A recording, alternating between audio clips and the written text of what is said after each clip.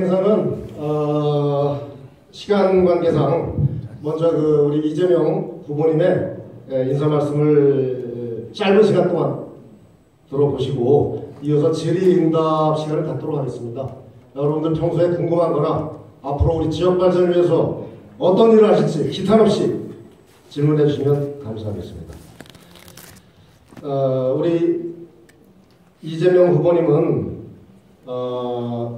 어제 경기도지사 출마 선언을 하셨죠. 그 첫 장소로 우리 경기 북부 포천시와 가평군 이곳을 찾아오셨습니다. 아마도 이런 것은 이 후보님이 밝히셨듯이 주권자의 명을 따라 억강부양을 실천하겠다. 다시 말해서 부정과 불의에 물든 강한 자를 억제하고 선량하고 유약한 시민들을 위해서 공직의 책임을 완수하겠다. 아마 이런 뜻으로 해석이 됩니다. 이러한 억강부양이라는 기치로 6대 공약을 들고 나오신 이재명 예비후보님은 아시다시피 각종 여론조사에서 선두를 달리고 있습니다. 그리고 오늘 또 그 선두주자께서 역시나 선두로 우리 지역을 찾아오셨고 이러한 뜻은 아마도 우리 포천시 가평군을 선두 지역으로 발전시키겠다는 뜻이 아닌가 우리는 이렇게 생각하고 있습니다.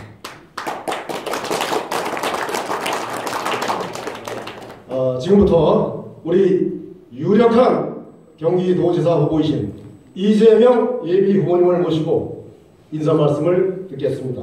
뜨거운 박수 보내주시고.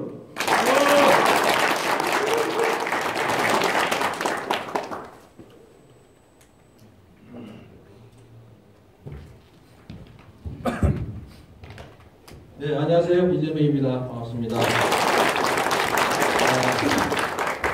죄송하고요.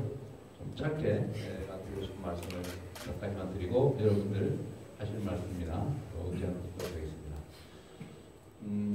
저는 이 세상에서 만들고 싶은 게 있어요. 이게 뭐냐면 공정한 나라입니다. 저는 불공정한 세상을 살아왔고 여전히 제 이웃들, 가족들, 제가 아는 대다수의 대한민국 국민들은 불공정한 환경 속에서 실제로 기회를 많이 갖지 못하고 자기가 기여한 만큼의 몫을 충분히 누리지 못하고 있다고 생각해요. 우리 사회의 경제 발전이 지체되는 것도 또는 성장이 정체되는 것도 실제로는 이 사회의 자원이나 기회나 이런 것들이 부족해서 또는 사람들이 게을러서 사람들이 무능해서 사람들이 배우지 못해서 그런 게 아니고 더 많은 기술, 더 많은 능력, 더 많은 자원, 더 많은 교육을 거쳤음에도 그 기회와 자원들이 특정 소수가 너무 많이 독차지했기 때문에 그렇습니다. 그러다 보니까 그 사회가 가지고 있는 자원과 기회들이 효율을 발휘하지 못하죠. 누군가의 창고에 썩고 있습니다. 그리고 대개의 사람들은 희망을 잃어버렸죠. 열심히 할 기회도 없고 열심히 해도 자기가 기여한 만큼 몫을 못 가지다 보니까 열심히 할 이유가 없어집니다. 심지어 이제 다음 세대 아이를 낳는 것조차도 거부하는 그런 아주 참혹한 지경에 와 있습니다. 이런 문제를 해결하는 가장 중요한 것은 결국은 원인 속에 답이 있다는 것처럼 그 불공정을 해소하는 거죠. 아니 해소까지는 안 하더라도 계속 확대되는 경우나 이런 것들을 조금 더 완화하는 거, 조금이나마 축소해야 미래에 대한 희망이 생깁니다. 열심히 노력하면 나한테도 기회가 있겠지. 또는 우리 아들, 딸들은 더 열심히 노력하면 나보다 더 나은 삶을 살겠지 라고 믿어야 희망이 있는 거 아니겠어요? 근데 지금 반대죠. 우리 다음 세대들은 나보다 더 못 살 것 같아요. 그러니까 절망하죠. 그래서 이런 문제를 해결하는 길은 결국은 공정한 나라를 만드는 거다. 기회를 공정하게, 경쟁도 공정하게, 결과 배분도 공정하게. 그래서 공정한 나라를 만드는 것이고 그 중에 가장 핵심이 법과 규칙, 약속을 어겨가면서 돈을 버는 걸 못하게 됩니다. 그 대표적인 케이스를 우리는 이번에 봤죠. 그리고 누구도 대부분의 사람들이 열심히 노력하기보다는 어떻게 하면 새치기를 할까? 어떻게 하면 내가 특권을 한번 누려볼까? 어떻게 하면 불법을 저지르고도 잡히지 않는 권력자가 될까? 이런 생각을 하죠. 그래서 이러지 않는 세상을 만드는 게 제 꿈이었고 그래서 평생 나름 그 꿈 때문에 열심히 살았습니다. 시민운동도 해봤고 인권 변호사라고 해보고 성남시장을 할 때도 새누리당 야당에서 막 발목 잡고 못하게 하면 시민들하고 같이 손잡고 막 두들겨 패가면서 반처럼. 그러니까 동네 시끄럽고 심지어 대통령 뭐 예를 들어 김무성 대표 이런 사람까지 나서서 저한테 압박하고 검찰 경찰 막 수사 압수수색 내사 맨날 4일에 한 번 참여를 했더라고요. 그렇게 가혹하게 나오면서도 저는 포기하지 않았죠. 그리고 계속 제가 해야 될 일, 시민들이 원하는 일, 시민들이 필요한 일을 제가 모습의 입장에서 주어진 권한, 책임을 다 하려고 정말로 목숨 걸고 노력했습니다. 그러다 보니까 어느 날, 저 사람 저 재밌네. 뭐 별로 큰 자리를 갖고 있지는 않지만 또 일 시키면 재밌겠는데 이런 생각을 하는 분들이 좀 생겨나서 갑자기 제가 여러분들의 눈에도 띄게 된 거죠. 영광스럽게 생각합니다. 근데 이 공정함이라고 하는 것은 여러 영역에서 필요한데 예를 들면 힘이 센 사람과 약한 사람 중에서 공정하려면 어떻게 돼요? 똑같이 하면 강한 사람이 유리해지죠. 그래서 원래 강한 쪽보다 약한 쪽을 더 배려해야 돼요. 그게 억강부약이죠. 전 정치의 본질이라고 해요. 돈 많은 사람, 적은 사람 누굴 먼저 더 보호해야 됩니까? 보호하지 않고 방치하면 돈 많은 사람이 더 많이 벌게 돼 있어요. 그래서 그럴 때는 역시 억강부약이죠. 네, 그런 것처럼 이 지역 간에도 불균형이 있습니다. 예를 들면 수도권과 저지방. 수도권 안에도 묘하게 서울과 서울 아닌 곳이 있어요. 대표적으로 경기도. 경기도는 경기라는 이름을 쓴 지가 1000년이라는 노래. 경기도라고 하는데 자부심 가진 경기도민이 없어요. 경기도가 뭔지 잘 모르겠어요. 경기도를 순환하는 도로는 매각순환 도로예요. 다 서울 중심입니다. 그냥 다 곁다리예요. 심지어 서울로 그냥 다 편입하자 이런 얘기가 나오죠. 그러니까 동서울, 남서울, 서서울이 다 경기도에 있어요. 다 서울의 종속되어 있습니다. 그리고 경기도 안에도 엄청난 차별이 존재해요. 특히 경기 북부와 동부 쪽은 북부는 분단의 아픔을 온 국민이 겪어야 되는데 그 고통으로 독박을 쓰고 혼자서. 경기 동부 여기는 수도권의 상승을 공부하기 위해서 모두가 부담해야 될 부담을 혼자 독박으로 부담하고 있습니다. 그렇다고 여기는 보상이나 적절한 대책이 없잖아요. 제가 생각하는 것은 우리 전체 공동체를 위해서 특별한 희생을 치르는 사람들한테는 우리 전체 공동체가 가지는 이익 중에 일부를 떼서 특별한 보상을 해줘야 됩니다. 그게 진정 공평합니다. 시장을 할 때도 그렇고 시민운동을 할 때도 소위 집단 이기주의로 몰리는 집단 행동에 대해서 그들을 비난하면 안 된다고 했어요. 억울하니까 그 억울하지 않게 그걸로 해서 누군가는 이익을 보지 않습니다. 그 이익 보는 쪽에서 그걸 보상해줘야 된다. 근데 우리는 그러지 않았죠. 이철 위원장님도 계시지만 지금도 이런 차별들이 곳곳에서 좀 존재합니다. 아니 같은 국방부 소유의 예를 들면 미군 공여지인데 그 엄청나게 비싼 서울의 용산 기지 부지는 공짜로 서울시에 줬어요. 그런데 저 의정부나 여기는 다 돈 내고 100% 돈 내고 살아왔고 왜 그래야 됩니까? 말이 안 되잖아요. 옛날에 소위 미군 공여지가 생길 때 그 땅 제값 주고 가져간 거 아니잖아요, 사실. 한 10원, 20원 주고 사실 다 뺏어간 거 아닙니까? 그 취득하는데 국가의 돈이 든 것도 아니에요, 사실. 그리고 지금 땅값 올라가지고 엄청난 재산이 됐는데 그거 왜 굳이 돈 받고 팔라고 그럽니까? 그 억울한 피해자들한테 되돌려줘야지. 그러나 개인한테 줄 수는 없는 거니까 원래는 국가주도 개발이라는 이름으로 우리 지역 자치단체에 그 기회를 줘야죠. 그리고 남북 분단에 따른 이 안보 때문에 특별한 희생을 치렀으니까 그 억울한 걸 왜 혼자 다 덮어써야 되냐. 경기도에서도 이쪽에 특별한 재정적이든 정책적인 배려가 분명히 필요하죠. 그게 저는 억강부약의 정신이라고 생각해요. 그게 정치가 해야 될 일이다. 강한 자들은 잘 되는 데는 가만 놔둬도 잘 됩니다.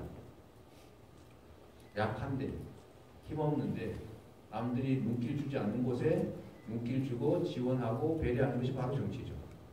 그래서 저는 경기국도를 위해서 네가 뭐 할래? 뭐 이런 질문 구체적으로 다리 한 개라도 더 놔라. 뭐 도로 한 개라도 해라. 뭐 이렇게 얘기하는 분들 계신데 제가 쭉 한번 살펴본 바에 의하면요. 이미 하겠다고 약속한 것만 잘해도 엄청나게 잘 되겠더라고요. 약속을 너무 많이 해놨어. 문제는 안 지키는 거예요. 말은 엄청나게 많이 해놨어. 그래서 지금은 나름 다 필요해서 표되니까 필요하니까 해놨던 많은 계획들이 있습니다. 그 계획들이 좀 더 우선순위에 따라서 좀 더 소외된 곳, 방치된 곳, 억울한 곳, 피해 입은 곳 이런 곳에 먼저 좀 우선적으로 더 많이 투자되게 하는 게 중요할 것 같고요. 이미 계획하고 약속했던 온갖 광역철도니 광역도로망이니 각종 인프라 이런 것들은 계획된 것 중에서 소외된 곳에 좀 우선적으로 집중적으로 투자할 필요가 있다고 저는 공감해요.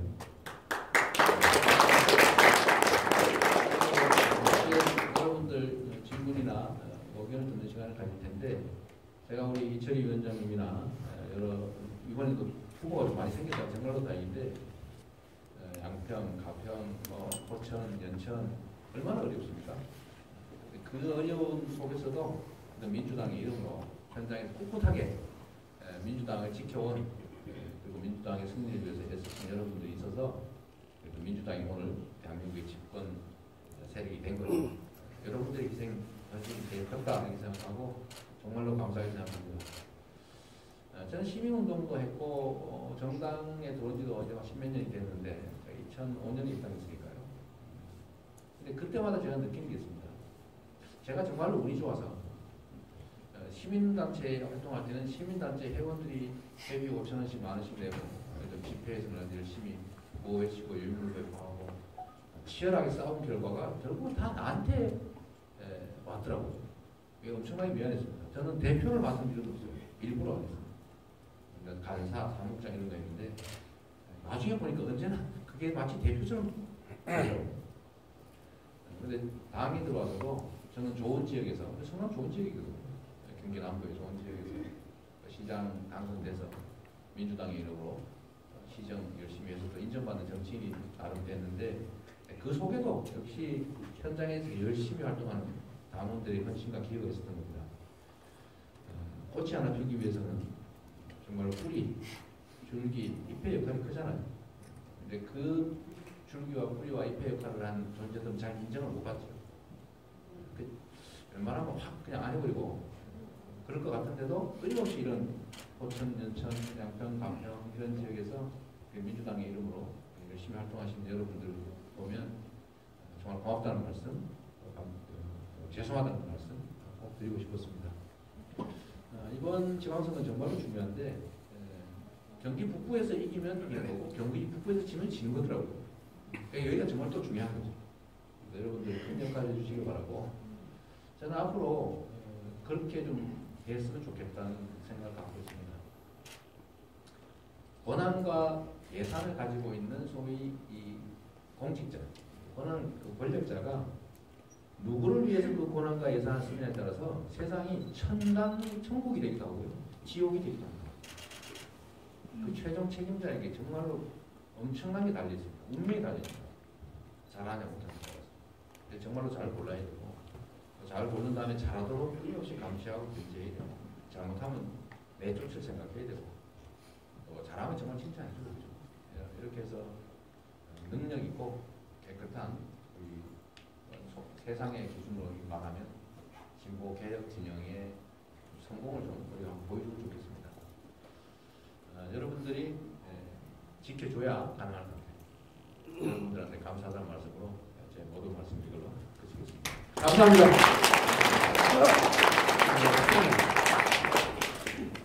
이걸 주시면 혹시 말씀하실 거는 네, 지금부터 질의응답 시간을 가질 텐데요. 아무거나 하셔도 괜찮아요. 그 거수하시면 그 거수한 분을 그 부부장님께서 직접 그 지명을 하시겠습니다. 그러면은 질의를 해주시면 정권이 잘 안 보이니까 제가 높은 자리 가겠다는 건 아니고요. 안 보여요. 네.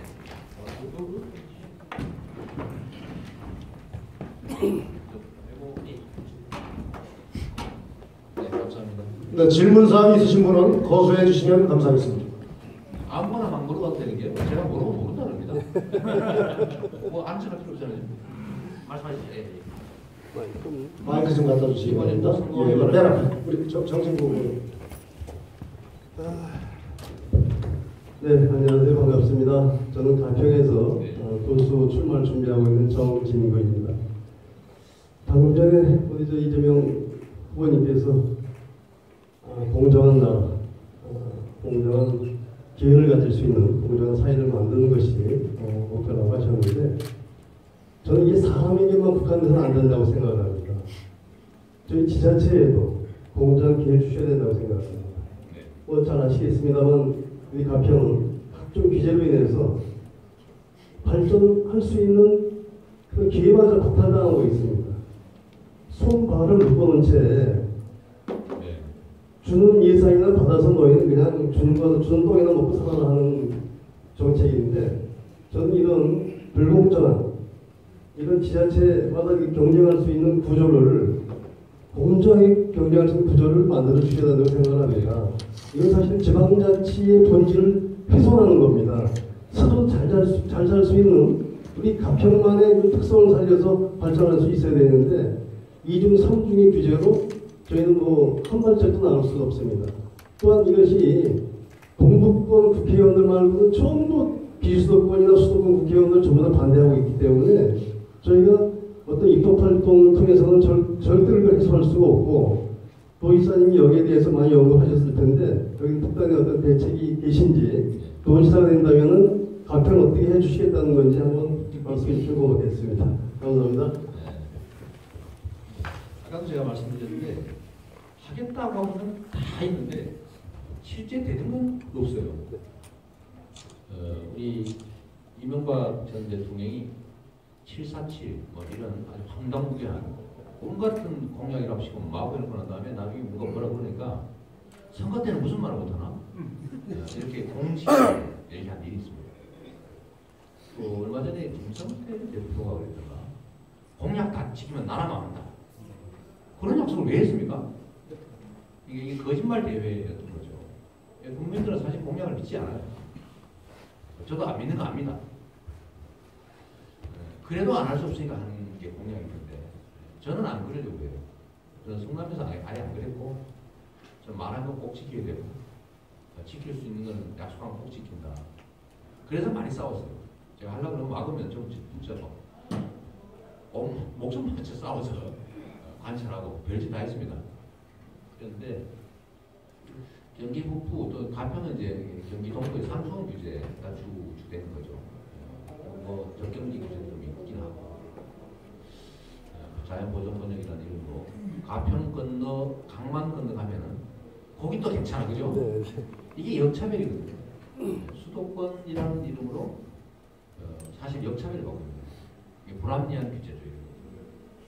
그래서 저는 수도권 규제를 통째로 철폐해라 이런 주장하는 사람이 있는데 그 절대로 실현 불가능합니다. 미안하지만 기본은 좋을지 모르는데 그건 거짓말이에요. 내가 볼 때. 그래서 수도권 규제를 철폐하겠다 뭐 이런 건 사실은 하면 안 되는 소리고 실현 가능한 대안들을 좀 만들어야 되는데 저는 역차별이 발생하는 불합리한 규제를 합리적으로 조정한다 이렇게 생각합니다. 불필요한 게 많아요. 예를 들면 뭐 수변구역이니 뭐 상수보호구역 지정도 불필요한 데도 많이 났거든요. 그런 것도 좀 많아갖고 또 그렇게 규제된 것도 저런 것도 있습니다. 규모를 제한하니까요. 얼마 이상은 못하겠는데 공장 이런 거를 조그마한 게 너무 많은 거예요. 조그마한 게 여기 하고 또 옆에도 조그마한 거 해가지고 이게 난개발이 되고 있어요. 그러니까 그런 것들을 실질에 맞게 합리적으로 조정해야죠. 눈 감고 아웅하고 있단 말이에요. 그런 것들은 좀 구체적으로 세밀하게 조정한 줄 좀 만들어낼 수 있을 거라고 보고 하여튼 제가 아까 말씀드렸던 것처럼 북부지역은 접경지역으로 국민의 고통을 대신 독박쓰고 동부지역은 수도권 상수원 때문에 혼자 그 부담을 다 끌어안고 있는데 주어지는 대가나 보상은 거의 없는 거죠. 그런 측면에서 불합리한 규제들은 좀 완화해야겠고 또 예를 들면 예산 배분이나 예를 들면 하다못해 도로를 만들어도 복구부터 만들고 해야 되는 거죠. 그래야 이게 개발 가능성이 생기지 않습니까? 또 뭐 광역철도를 하더라도 순위에 있어서 복구 먼저 우선적으로 인구가 없다고 예를 들면 BC가 낮으니까 철도 못하겠다 막 이런 거 있던데 포천까지 오는 계획은 있는데 BC가 안 나온다는 거 아니에요? 그러니까 그런 것들도 아니 그게 생겨야 인구가 생길 거 아닙니까?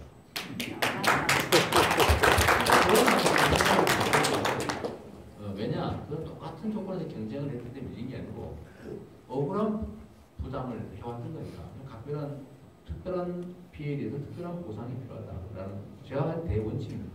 그게 진정 공평한 것이죠. 그런 면에서 규제 합리화 이런 것들은 같이 준비를 좀 해야 됩니다. 대통령도 한 얘기가 좀 있죠. 아까 얘기했던 포천 이런 데는 미국 공여지 문제라든지 로드리게스인지 뭔지 그런 사격자 문제라든지 너무 억울한 피해가 많으니까 국가 주도로 좀 개발하겠다고 하니까 국가의 책임을 좀 이행하도록 요구하고 그러려면 주민들 뜻을 제대로 존중하는 좋은 리더십이 생기는 게 급선무겠죠. 지금처럼이라고 누구 욕한다고 하면 안 되고 시민의 뜻을 존중하지 않고 주어진 권한과 예산을 지 마음대로 지배자의 입장에서 막 쓰는 그런 사람이 아니라 정말로 주민들을 위해서, 지역을 위해서 주어진 권한을 최대한 공정하고 합리적으로 행사하는 사람이 생기면 좋겠죠. 여러분들 그렇게 노력하시고 특단의 대책은 없어요. 사실 특단의 대책을 내가 만들겠다는 사기꾼들입니다. 내가 다 해줄게. 이거 다 사기꾼이야. 근데 그거 아닌 실현 가능한 안을 가지고 조금씩 개선해 나가면 저는 경기도가 참 재밌어요. 누가 왜 서울 안 가냐 이런 얘기하는 사람들인데 서울은 다 끝났잖아요. 지하철 사고 안 나기만 기다려야 되거든요. 그런 측면 관리 행정의 중심이라면 경기도는 이 불균형도 시정해야 되고 대한민국 최대의 자치단체이면서도 최고의 잠재를 가지고 있죠. 근데 이게 지금 서울이나 국가 중심에서 완전히 변방이 돼가지고 자기 목소리도 못 내고 맨날 곁다리 역할만 하고 있는데 중심적인 역할을 하게 만드는 것은 결국 우리 몫이죠. 그러면 권한이 커지면 아마 우리 소외지역 이런 부분에 대한 배려나 정책도 지금까지만 좀 다를 수 있습니다. 네. 또 다른 건 혹시 너무 많으신데 이쪽에 우리 하이로 대학생들 우리 저 대표는 나중에 좀 그럴까요? 네, 알겠습니다. 언제나 국민 중심. 정치인들이 많이 오신 것 같아요. 저는 정치인이 아닙니다. 그러게, 네. 정치인 나중에 하라고. 네. 촛불 현장에서 이재명 시장님하고 3번 악수를 했었는데 그랬으세요? 네. 어떻게 해서든지 이재명 시장님을 대통령을 만들고 싶어가지고 후원금도 보냈습니다. 아이고. 저는 그 목사이며 시인입니다. 그러지. 고양시 기독교연합회 25대 회장을 했고요. 네. 고양시 30개 시민단체로 구성된 고양시 킨텍스 유치위원회 위원장을 지냈습니다. 네. 그러다 일로 오신 거예요? 그러다가 500명 모이는 교회를 만들기 위해서 토지공사하고 재판하다가 3년 동안 재판했는데 패소해가지고 망해가지고 네. 지금은 여기 송우리에 그 상계동 철거민들이 살고 있는 지금 마을도 상계 마을입니다. 네. 그 빈민촌에 그 돼지 막을 그 가옥으로 만들어가지고 그런 얘기는 예. 거기도 지금 거기 교회에 네. 도와달라고 해서 제가 제 돈을 쓰면서 와서 도와주고 지금 여러 여생을 보내고 있습니다. 예. 저는 3가지만 질문하겠습니다. 이재명 시장님은 대통령이 되시면 기본소득을 실시하겠다. 이 경기도지사가 되시면은 기본소득을 경기도만이라도 시행해 보실 그런 마음이 없으신지. 두 번째는 코미디 빅리그라고 하는 그 프로를 보신 적이 있습니까? 혹시? 근데 봤어요. 그 거기에 무슨 토론이 있냐? 사망 토론이라는 게 있는데 우리나라가 월드컵에 1등을 하는 것이 좋냐? 아니면 나한테 돈 100만 원이 생기는 것이 좋냐? 그런데 놀랍게도 우리나라가 월드컵에 우승을 못해도 나에게 100만 원이 생겼으면 좋겠다. 이게 오늘의 그것이 이겼어요. 이것이 오늘 이 나라의 청년들의 현실입니다.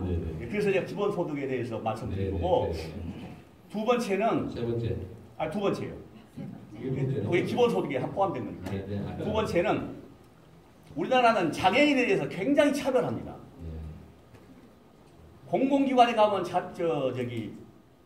주차장은 넓게 해놓고 장애인 너희들은 불구자니까 차는 2.0 이상 타지 말아라. 장애인일수록 휠체어를 싣고 다녀야 되기 때문에 차가 좀 커야 되지 않습니까?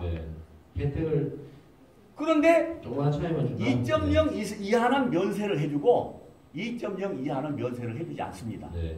이런 이율배반적인 법이 어디가 있습니까? 경기도만이라도 조례를 만들어서 이 법을 폐지할 마음이 없으십니다. 네, 네. 세 번째는 답변 안 하셔도 좋은데 저는 광화문에 갈 때마다 제가 그런 시를 지었습니다. 이순신 장군의 눈물이라는 시를 지었습니다. 네. 닭깎기 마사오가 이순신 장군을 동상을 세웠어요. 네. 그것은 뭡니까? 과정이나 수단은 필요 없다. 목적만 결과만 좋으면 좋다. 이것을 아직 2분 38초 안 지났어요. 예, 그것을 국민들에게 의식을 심어주기 위해서 네. 동상을 세워놨다고 말씀이에요. 네. 박정희가 천황폐하에게 쓴 편지를 보면 뭐라고 썼냐면 황국 시민으로서 천황폐하를 위하여 개와 말이 되겠습니다. 네. 이렇게 편지를 써가지고 출시했지 않습니까? 네. 그 일본 민족 반역자가 돼가지고 일본의 앞잡이가 된 사람이 일본 놈들과 싸우다가 목숨을 바치고 그런 이순신 장군을 제일 존경한답니다. 이게 말이 됩니까? 이순신 장군 동상은 진남관으로 보내야 된다고 생각하는데 대통령이 되시면 그럴 마음이 있으신지. 뭘 어디로 보낸다고? 네? 뭘 어디로 보낸다고? 여수 진남관이요. 뭐를? 아니 이순신 동상을 여수 진남관으로 보내야 된다. 질문은 긴데 답은 아주 간단합니다. 어떤 경위로 만들어졌든 간에 그것도 하나의 역사고 그것이 누구 손이 닿았기 때문에 뒤에다가 구석구이 쳐박는 건 저는 아닌 것 같아요. 그걸 기억하면 되는 거죠. 역사는 기억하면 되는 거지 지울 필요는 없는 것 같습니다. 같고요. 두 번째로 기본소득 얘기는 이거는 제가 숨기고 있는 아이템인데 제가 이런 거 공략하지는 않을 겁니다. 왜냐하면 뭐 쓸데없는 과도한 설명이라고 할 것 같은데 기본소득위원회 이런 것들을 좀 만들어서 실제로 준비를 좀 하려고 해요. 이거는 좀 얘기가 좀 길어서 그렇고 기본소득은 아시는 분은 아시겠지만 우리가 이제 성별복지에서 불쌍한 사람 골라가지고 그 부족한 부분을 이렇게 채워주는 그런 성별복지에서 모든 사람들이 최대한의 인간적인 삶을 살 수 있도록 하는 보편복지, 모두에게 공평하게. 예를 들면 교육, 예를 들면 초중 무상교육도 사실 보편복지입니다. 이런 보편복지를 계속 확대해왔죠. 그 다음 단계가 뭐냐면 이걸로도 부족해서 앞으로는 소위 4차 산업혁명이라고 얘기합니다만 인공지능을 갖춘 로봇이 대부분의 인간 노동을 대체할 거라서 사람들의 필요한 노동 시간이 확 줄어들 거예요. 노동 시간이 줄어서 개인도 편해지겠지만 일자리가 실제 줄어들 거고 또 반면에 이 기술을 가지고 있는 특정 소수가 엄청난 이윤을 누리게 됩니다. 옛날에는 한계 생산비라고 하는 게 있죠. 하나 더 만드는데 드는 돈. 거의 비슷했어요. 근데 지금은 한계 생산비가 제로의 수준만 나옵니다. 뭔 얘기냐면 게임이잖아요. 게임. 이 사람은 하나 팔았는데 다른 사람도 하나 더 파는데 돈이 더 안 들어요. 복제하면 되고 띡 하나 누르면 돼요. 이건 뭘 얘기하냐면 이 수익이라고 하는 게 특정 개인한테 엄청나게 집중되고 나머지는 일자리를 다 잃어버린다. 그럼 어떻게 복사합니까? 다 손가락가락이네. 그럴 수는 없어서 결국은 모두에게 최대한의 삶이 가능하도록 소위 기본소득을 안 할 수가 없습니다. 이건 피할 수 없어요. 다만 낯설어요. 그래서 이거는 사실 우리가 좀 준비를 좀 해야 되니까 국가에서 못하더라도 저는 또 성남시에서는 사실 그것 때문에 청년배당의 이름으로 한개 나이만 24세만 100만 원씩 지원받아서 줬는데 좀 더 확대할 수 있겠죠. 그러나 그거는 저희는 그 정도 수준을 넘어가지는 않으려고 하고 기본소득 준비위원회 준비 체제를 만들려고 합니다. 적게라도 시작해야 돼요. 특히 저는 부동산 불로소득 부담이 너무 많아요. 연간 국민 총소득 1,600조 중에서 부동산으로 인한 불로소득은 한 350조에서 400조. 사람들이 일 안 하고요. 최고의 꿈이 조물주 위에 건물주라고 했죠. 건물주가 되는 게 최고의 꿈입니다. 왜냐하면 그 불로소득이기 때문에. 그러니까 사람들이 일하지 않아요. 그래서 여기에 제재를 해야 됩니다. 그래서 보유세를 올려야 되는데 세금 올리면 저항하죠. 여기 있는 분들도 부동산 많이 안 갖고 있는데도 부동산세 올린다고 성질냅니다. 왠지 아세요? 내가 나중에 부자가 될 수도 있거든요. 내가 언젠가 부동산을 가질 수도 있는데 세금 올리면 싫어요. 이게 사람의 심리입니다. 그래서 이걸 극복하는 방법이 있어요. 부동산에 대한 보유한 세금을 부과하되 그걸 국민에게 똑같이 나눠준다고 보십시오. 딴 데 쓰지 말고. 그게 복지잖아요. 뭐 특별 해결해가지고 여기서 거둔 건 100% 나눠주고 이러면 국민의 95%는 낸 것보다 받는 게 많아요. 근데 막 아파트 전체 땅 30만 평 이런 사람 좀 많이 되겠죠. 그죠? 제 기업들이 가진 거는 배당은 안 해주는 거고. 그러니까 이렇게 되면 저항이 없죠. 그래서 이런 걸 좀 준비해 보려고 합니다. 참고하시고요. 장애인 차별 얘기는 이건 입장에 따라 다를 수 있는 것 같아요. 진짜 차별이냐 아니냐. 그럼 예를 들면 자가용 비행기 사는데 취득세 면제해주면 좋습니까? 정도의 문제죠. 어딘가에는 선을 그어야 돼요. 장애인이라는 이유로 지원해주는 이유는 사회적 약자이기 때문에 보호해주는 건데 그걸 어느 선까지 끊을 거냐는 정책적 판단이 문제죠. 2000cc 이하는 취득세 면제를 지원해주는데 2000cc 이상은 안 해줘요. 그죠? 근데 1999cc는 되는데 왜 2001cc는 안 되냐? 부당하죠. 근데 만약에 이걸 막 올렸어요. 올렸는데 어느 날 자가용 비행기에 취득세 문제가 있다고 보십시오. 어떤 장애인이 자가용 비행기를 사기로 했는데 200억짜리 사기로 했는데 취득세가 4억 아닙니까? 이거 왜 내냐? 나 못 내겠다. 자 장애인인데 차는 면제해주고 왜 비행기는 안 해주지? 이럴 수 있잖아요. 이거는 정책적 판단이 문제예요. 예. 목사님은 현재 상태는 옳지 않다고 생각할 수 있지만 다른 사람은 아닐 수 있어요. 이건 왜냐하면 가치 판단이 문제예요. 그죠? 그래서 저는 이거 3000cc로 기준을 올려야 되느냐 2500을 올려야 되느냐에 대해서 저는 지금은 답을 못하겠어요. 그런 문제는 있다. 어딘가에 기준선을 그어야 된다. 그게 세상이죠. 네, 또 아까 네, 우리 저 뒤에 우리 여성분 하겠습니다. 네. 안녕하세요. 포천시민 이영숙입니다. 네. 저는 지금 현재 남경필 지사가 지난 선거 때 공약으로 내건 수원산 터널이 있었거든요. 수원산 터널 개통이 공약이 있었어요. 네. 근데 지금 거의 임기가 끝나가는데도 그게 진행이 어떻게 되는지도 아시고 수원산 터널을 만들어주겠다. 가평이랑 포천이랑 이렇게 산이 수원산이 있는데 거기 터널을 뚫는다고 해서 저는 그분을 딱 찍었는데 못했어요. 신경 빨리 가려고 그런 터널을 보고 좋아하지도 않는다는 생각인데 혹시 지금 지사님이 되신다면 그 공약을 이어서 사업을 계속 하실 건지 그거는 지금 판단해봐야 되겠고요. 지금 상태로 답은 못하겠어요. 네, 뭐 예산 재정은 됐다 뭐 이런 얘기 있는데 확인이 안 돼요. 제가 확인 좀 해볼게요. 근데 확인 가능한데? 예산 소문만 네네. 일단은 가평에서 포천으로 가는 뭐 꼬불꼬불 옛날 도로가 있겠죠, 그죠? 그걸 이제 터널을 뚫어서 아주 일직선으로 신속하게 이동할 수 있게 해주겠다는 그런 모양인데, 그게 수원산입니까? 네. 그 원래 계획된 예산이 얼마 정도래요? 얼마 정도래요? 몇백억 들 것 같은데? 몰라. 네. 제가 나중에 한번 알아볼게요. 저는 이런 얘기 쉽게 답 안 하는 이유가 저는 말하면 지켜야 된다는 강박관념을 가진 사람이에요. 왜냐하면 제 정치 인생이 너무 길게 남았어요. 사기 쳐먹고 끝내기에는 너무 길게 인생이 남았어요. 예산이 배정돼 있다면 그거를 계속 추진할 그거는 사실은 저희 해당 도의원이나 이미 기본적으로 예산이 배정이 됐다면 설계를 했다든지 또는 공사 착수 예산을 배정했으면 중단이 불가능합니다. 속도의 문제일 뿐이지 공사를 중단할 수가 없어요. 도의원한테 물어보면 됩니다. 일단 한번 알아볼게요. 우리 같이 온 참모 중에 김치호 씨 한번 알아봐 주세요. 네. 그래서 뭘 알아보기로 하고요. 이미 시작됐으면 취소는 안 될 겁니다. 네, 뭐 말씀하시죠.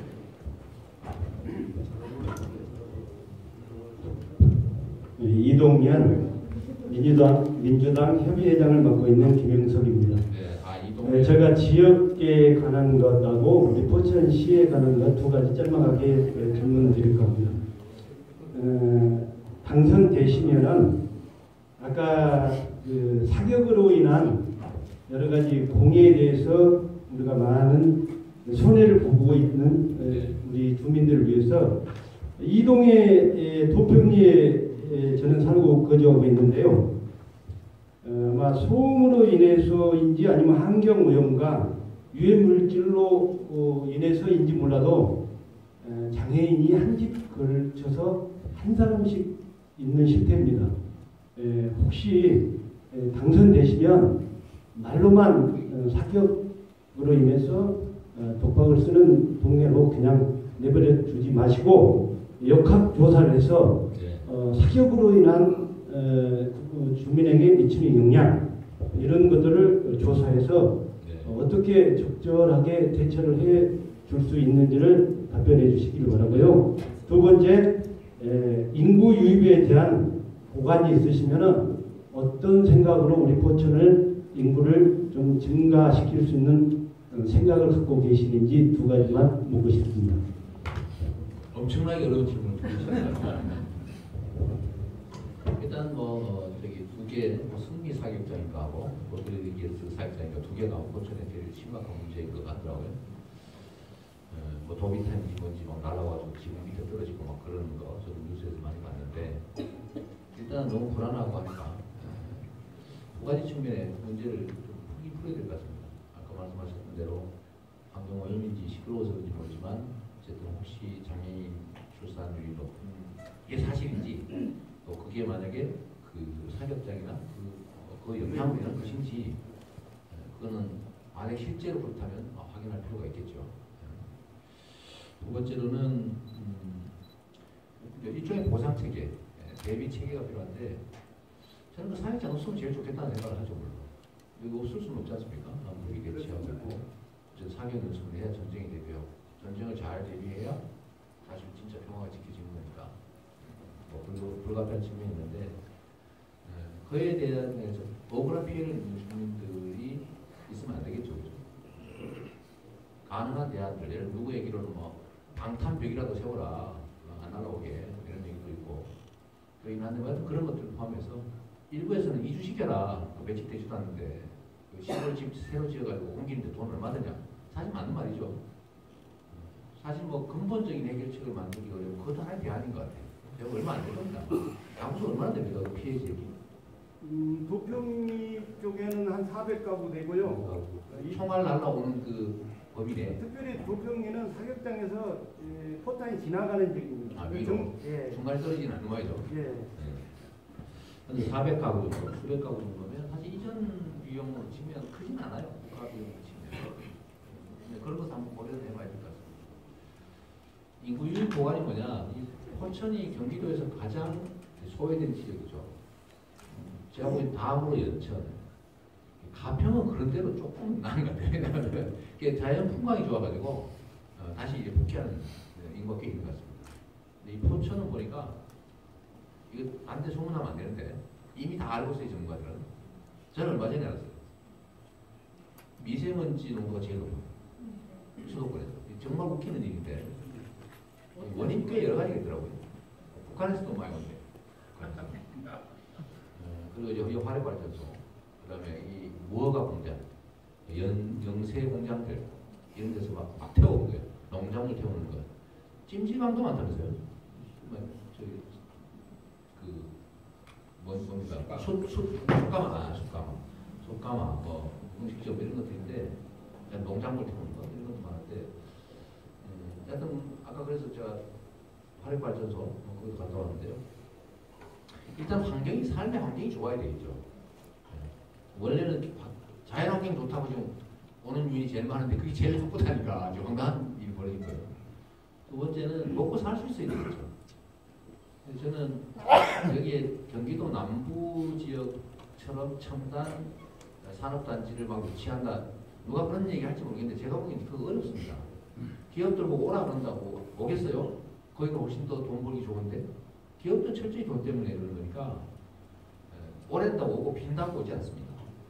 그러니까 그렇게 올 수 있는 이유를 만들어야죠. 저는 포천, 연천 이런 쪽은 저는 결국은 이제 남북 관계 개선이 제일 중요한 과제일 것 같고 그래도 우리는 할 수 없는 거니까 두 번째로는 이제 관광 산업들을 좀 많이 유치하면 좋겠다.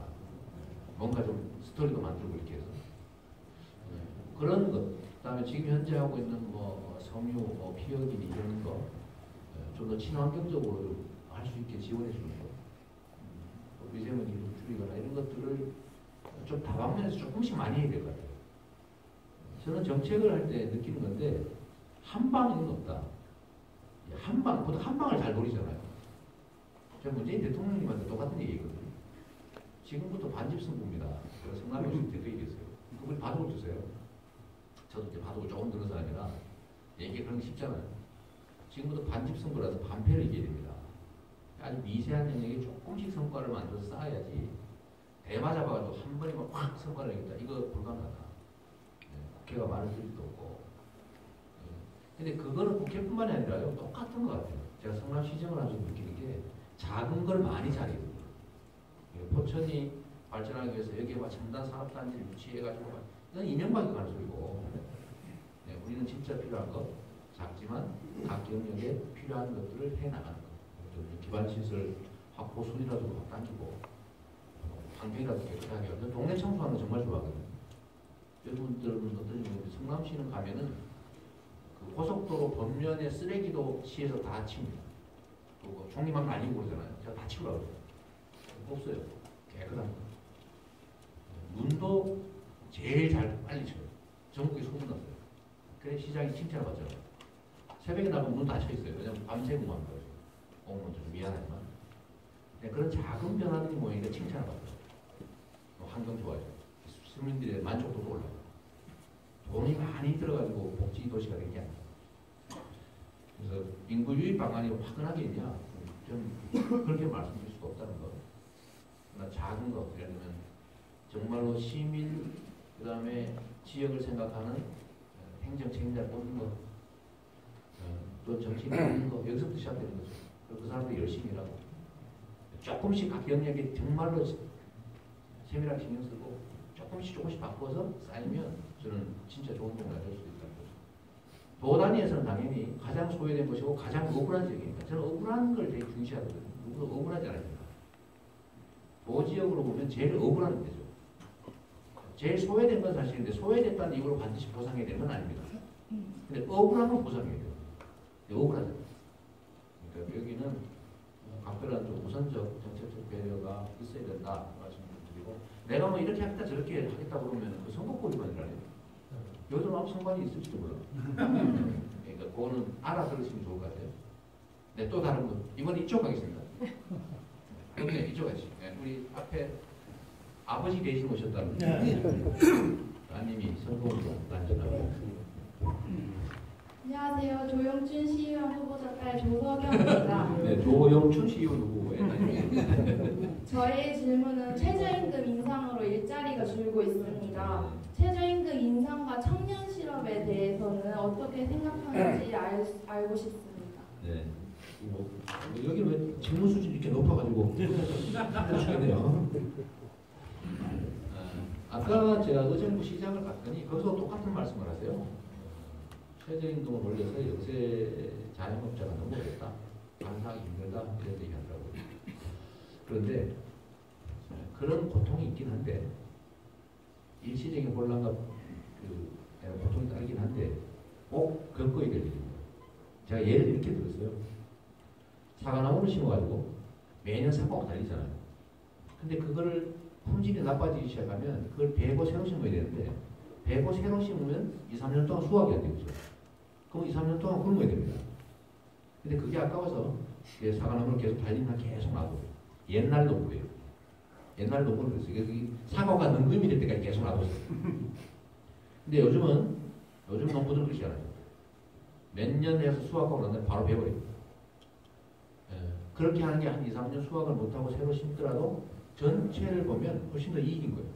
훨씬 더 비싸게 더 많이 팔 수 있어요. 우리나라가 전 세계에서 멕시코 다음으로 노동시간이 길어요. 모두가 야근하고 모두가 특근하고 있어요. 그런데 월급은 너무 적어요. 총액은 좀 그런 데는 되는데 월급은 시간당 임금은 OECD 평균의 3분의 2밖에 안 돼요. 60%밖에 못 받아요. 그러니까 어떻게 됩니까? 모든 사람이 장시간 노동을 하면서 많이 못 받고 있어요. 그러니까 저임금 장시간 노동에 시달리고 있어요. 그래서 어떤 일이 벌어져요? 실업자가 많아져요. 왜냐하면 한 사람이 16시간 일하면 원래 두 사람이 8시간씩 일해야 돼요. 근데 한 사람이 16시간씩 일해요. 근데 물론 여기는 여러 가지 장치들이 있습니다. 평균 임금, 통상 임금을 이상하게 만들고 뭐 하여튼 뭐 편법들이 있는데 실제로 그러고 있어서 이걸 바꿔야 돼요. 이걸 안 바꾸면 우리 절대로 북유럽처럼 많이 벌고 풍요롭게 쓰고 같이 잘 사는 나라가 될 수 없습니다. 네, 그래서 거기를 가기 위해서 최저임금을 올리면 일단 보수는 올라가고 그 한계선상에 있는 월급 올려주면 못 견디는 한계 기업들이죠. 영세 자영업자들은 타격을 받습니다. 네, 그리고 일시적으로 취업이 줄어들 수도 있는데 통계에 의하면 줄어들지 않을게요. 얼마 전에 저 신문에 본 건데 네, 그런 걸 보면 좀 일시적인 고통을 좀 겪어야 된다. 네, 좀 모자라는 잡초를 뽑아내야 새로운 좋은 작물을 심은 거 아닙니까? 근데 그걸 영세 저임금에 의존하는 영세업자들을 그대로 놔두면 개선이 안 돼요. 그냥 계속 저발전 균형이 이루어진 거죠. 그래서 좀 더 나은 균형을 만들기 위해서 불가피하다고 봐요. 특히 한계선상에 있는 기업들이나 자영업자들은 고통스러운데 세상에 어떤 정책이 모두가 만족하겠습니까? 그 천국에나 있는 거거든요. 모두가 만족하는 건 정책이 아니에요. 정책은 누군가는 반대하거나 뭐 손해를 본다고 생각하고 누군가 많은 사람은 이익을 보고 비교해보고 더 많은 사람이 더 혜택을 많이 보면 그걸로 가는 거죠. 저항하는 사람이 없는 정책을 하려면 아무것도 못해요. 우리 박근혜가 그랬던 것 같습니다. 그래서 청년 문제나 대한민국의 근본적인 문제를 해결하려면 최저임금을 올려야 된다. 좀 단기적으로 고통스럽더라도 또 네, 저 뒤에 남자들